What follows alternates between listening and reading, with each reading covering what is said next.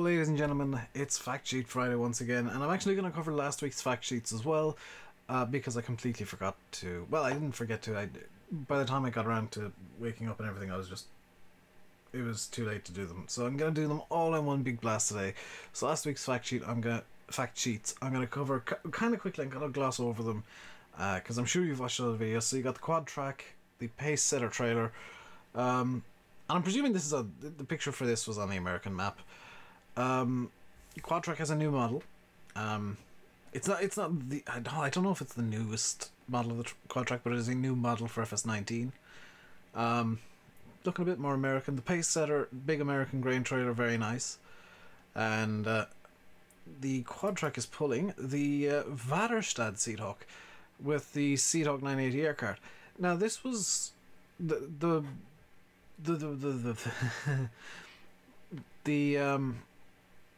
Vaderstad stuff has been rebranded from FS17 because they were in the Big Bud DLC, but they've been rebranded since. I don't know why.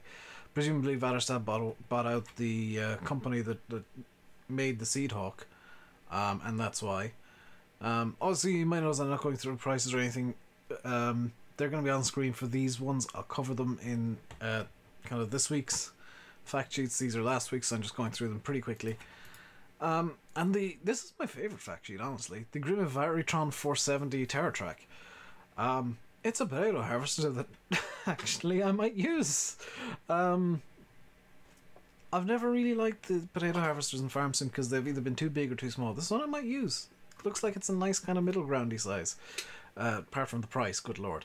But yeah, this looks like something you'd actually see in Ireland or the UK. Or in a kind of not a huge farm, but a medium-sized farm for potatoes. And the Hardy Rubicon 9000 as well last week. Self-propelled sprayer out doing some stuff on the weeding side of things. But this brings us into this week's fact sheets, and this is where things get interesting. Because this week the theme is forestry. As you all run away screaming about forestry. No, this week the theme is forestry. First up is the Komatsu 931XC. It is a tree harvester, forestry harvester. A feather buncher, whatever you want to call it. Costs 435,000, or will cost. Power of 251 horsepower, 405 litre fuel tank, 12 mile an hour max speed, and you can choose between the standard wheels or the Olofsors. The tracks. I made an attempt to pronounce it. I'm just going to say the tracks from now on because I'm going to have to try and pronounce it again. We've seen this Komatsu already. It's been in a couple of videos, including the one that I didn't put up earlier this week. It's a nice detailed model. Giants have really gone over the top with the modelling, and Landy was pointing out to me that the wheel hubs are really detailed. Around the windows on this Komatsu, really detailed. You can kind of see almost the individual bolts and nuts holding it together. And hopefully I'll remember when I'm editing to put the Ultra HD picture in here so that I can maybe zoom in even. Because Giants have been very nice and provided us with some delicious 4K images. But yeah, again, the image for this, like, the lighting looks stunning, the volumetric fog looks stunning, and the vehicle itself looks stunning. I mean, the trees as well, they're not straight up and down like they were in FS17. You can see that the one, not the one nearest the camera, but the one to the left of the harvester, it's kinked, it's not straight. That's what real trees do, and I'm kind of glad of that. Next up is the Komatsu 875. This is a forwarder.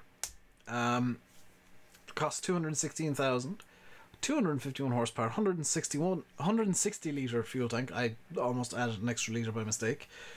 12 mile an hour max speed, or 20 km an hour, and you can choose between standard and tracks, which I'm not pronouncing the name of those because I can't. And the tracks in question are these beautiful blue things. Now, I'm gonna real quick cover this because I'm sure somebody's gonna shout this in the comments, and I'm gonna cover it in advance. The blue is a real thing that they do with the tracks. Giants even questioned, I've seen them talking about this in their Discord, Giants themselves questioned why the hell are the tracks blue, and the reason is because they're blue in real life, and nobody can figure out why other than Olaf's Force. I think I pronounced it right this time. They're blue.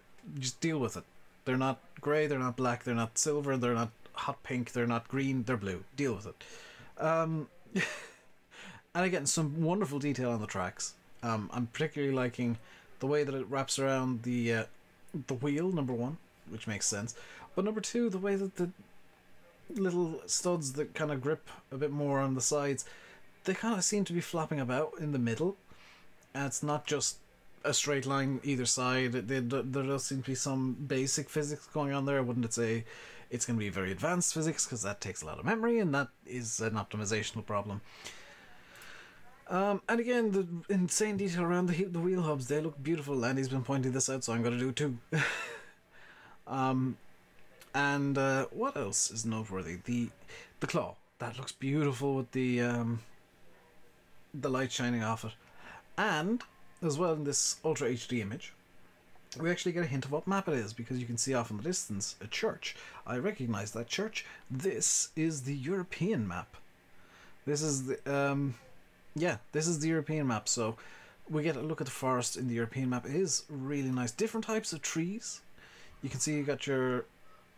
I'm going to say this is a pine, and this is a Douglas fir. I might be wrong.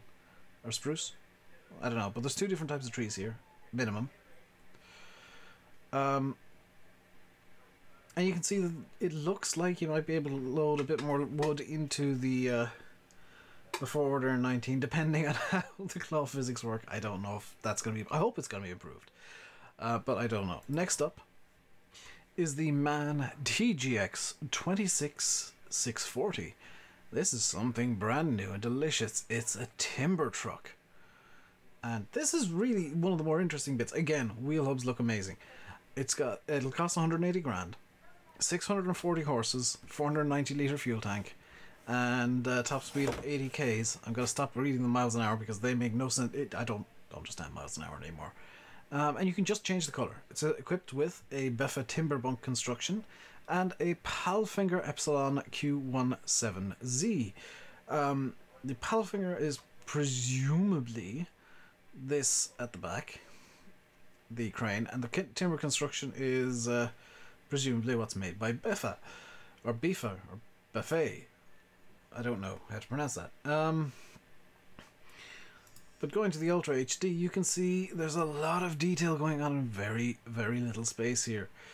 The different materials, even of the truck. One of the highlights for me is seeing the light on the two sides of the truck here, just over the lights, compared to the light on the chromed areas. Like, the sun's hitting basically the same way on the chrome and on the two lit up areas, but it's reflecting in basically three different ways. Four if you include the way that it's shining on the arm and the trees and all that. So this is another really good example of the new lighting system FarmSim will have. And the advancements that have been made in the game, and it's amazing. It's great to see.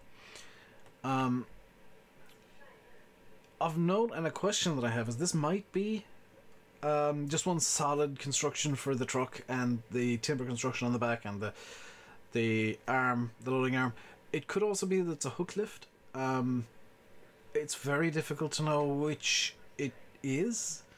I'm kind of hoping for a hook lift system or something like that, personally, but I would presume, honestly, that it's probably just going to be a solid construction, and really frustrate me, because this is like the perfect truck to have a hook lift system attached. Next up is the Steyr Profi CVT. It's back. It's a tractor. 112 grand to buy. Options between 129 and 175 horses. 210 litre fuel tank. Top speed of 50 k's. You can change the engine, wheel setup, and wheel brand. So presumably you can pop Michelin's on this. It has Trelleborgs in the picture before anybody wants to zoom in and find out. And the options are standard wheel. The wheel options are standard with wheel weights, wide tires with wheel weights, narrow tires, so crop care wheels, rear twin wheels, and communal, which communal seems a bit odd. Is that the Nokian tires, or is it a new kind of tire entirely? And it comes with the more interesting bit of this picture, frankly, for me, the long neck Combi Plus logging tongs. A front loader attachment that looks like it can really get the logs properly, as opposed to the was it Lizard that they were in FS17? I can't remember fully. I probably should. But something of interest, because I've heard there were rumours going around that Steyr isn't going to be in FS19, it's being replaced by Quicke. No, Steyr's there. Front loader there, Steyr. And going into the Ultra HD, just for my own benefit, it's actually zoomed out, the Ultra HD. Is this true of all of them? The Ultra HD for the man truck is zoomed in, but the Ultra HD for the Steyr is actually a bit more of a wider angle on it, so we get a small bit more detail. And what's interesting is I think this might be our first glimpse in the fact sheets of the new wear mechanic. Look at the way the paint's worn off the Fliegel, the long neck combi, the hook lift, or the logging forks. It's worn off in places that would make sense. You know, it's worn off from at the hinge at the bottom, and it's worn off on the grab itself, and there's dirt and muck all over the I've forgotten the word for that. The scoop. The scoopy thing. And again, a bit more detail of the forest on presumably the European map. Nice bit of undergrowth. A lovely kind of outlook point. And a nice look at the trees again. The one thing I will say is, and this is a minor complaint, if it's even a complaint at all, I don't know.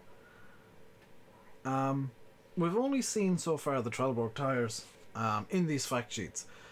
That would hint that maybe we're going to get a fact sheet about the Michelins by themselves. But I'd like to see the Michelin tyres. I know that it's oddly specific that I want to see the new tyre option.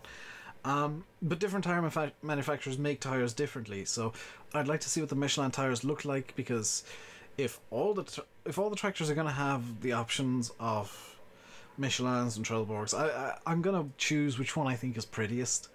Not necessarily which one's cheapest, but which one's prettiest. You know, if the Michelins look so much better than the Trelleborgs, I'll probably go with them. But if they look fairly similar, I'll probably go with whichever's cheaper. But one thing that...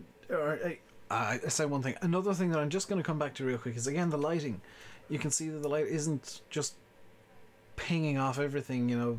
Obviously there's shadows being cast on the tractor, but you can see the tires, they look rubbery, they look kind of soft and rubbery, look like a pencil eraser that's been painted black somehow. And the different materials all look like the materials they're supposed to be. This is what physically based rendering PBR is all about. It's what's new in FS19. It is what's making me happy today.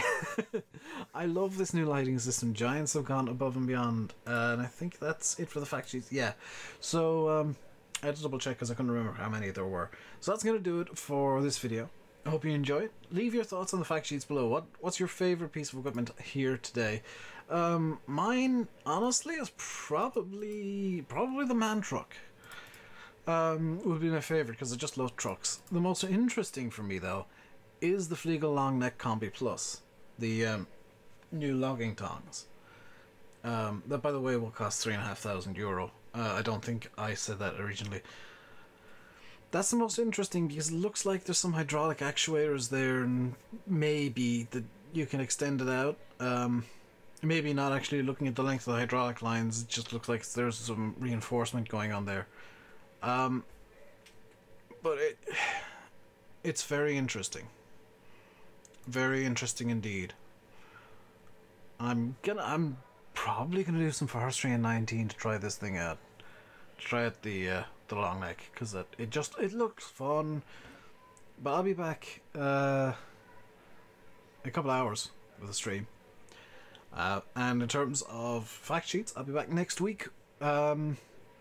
with the next tranche of fact sheets.